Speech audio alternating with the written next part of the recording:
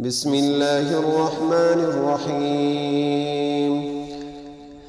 إذا جاءك المنافقون قالوا نشهد إنك لرسول الله والله يعلم إنك لرسوله والله يشهد إن المنافقين لكاذبون.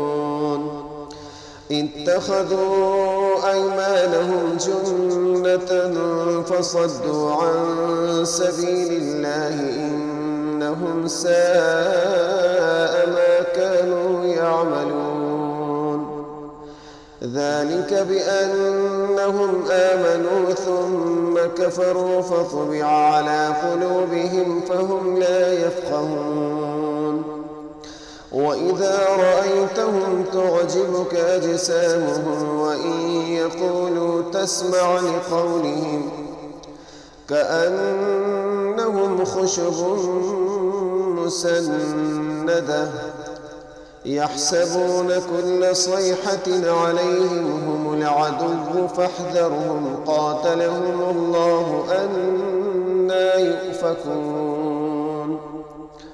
وإذا قيل لهم تعالوا يستغفر لكم رسول الله لووا رؤوسهم ورأيتهم يصدون وهم مستكبرون.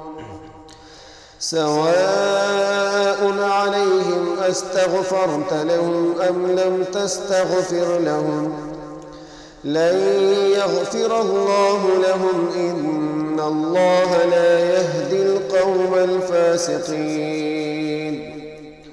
هم الذين يقولون لا تنفقوا على من عند رسول الله حتى ينفضوا ولله خزائن السماوات والأرض ولكن المنافقين لا يفقهون.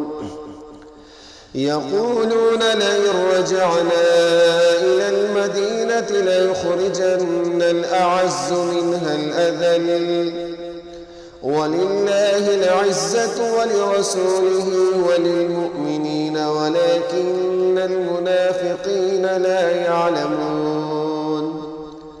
يا أيها الذين آمنوا لا تلهكم أموالكم ولا أولادكم عن ذكر الله ومن يفعل ذلك فأولئك هم الخاسرون.